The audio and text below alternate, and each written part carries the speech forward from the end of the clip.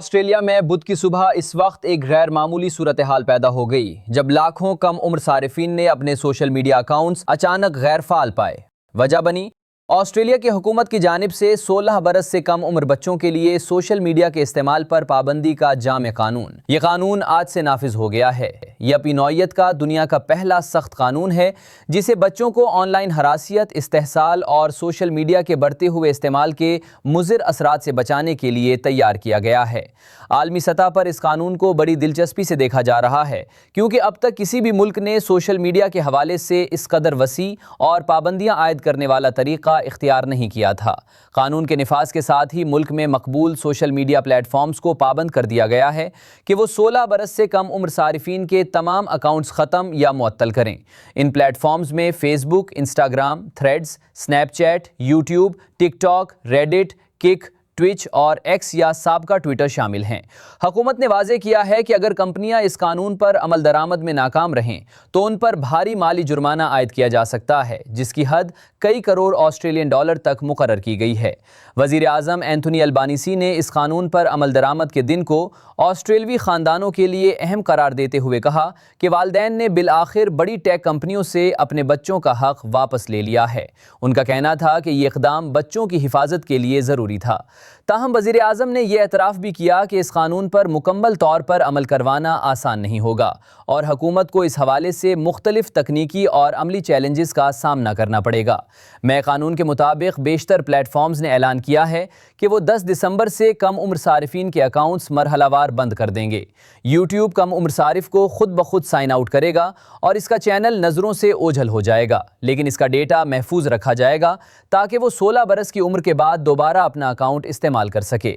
ٹک talk نے اعلان کیا ہے کہ وہ ایسے تمام اکاؤنٹس کو بلاک کر دے گا جو عمر کی حد پوری نہیں کرتے، چاہے وہ کسی بھی نام یا ای میل سے بنائے گئے ہوں۔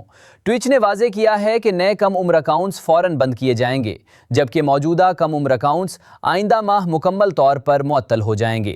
قانون کی خلاف ورزی کرنے والے بچوں یا والدین کے خلاف کوئی کارروائی نہیں کی جائے گی، مگر پلیٹ فارمز کے لیے یہ لازم ہوگا کہ وہ اپنی ذمہ داری پوری کریں۔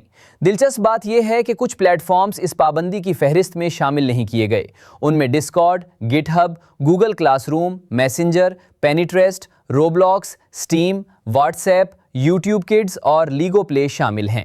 خاص طور پر روبلاکس کو فہرست سے باہر رکھنا ماہرین کے لیے حیران کن ہے کیونکہ حالیہ رپورٹس میں وہاں بچوں کو نشانہ بنانے کے متعدد واقعات سامنے آئے ہیں۔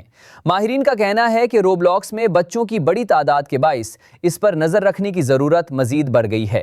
حکومت نے عمر کی تصدیق کے لیے مختلف طریقے بھی تجویز کیے ہیں۔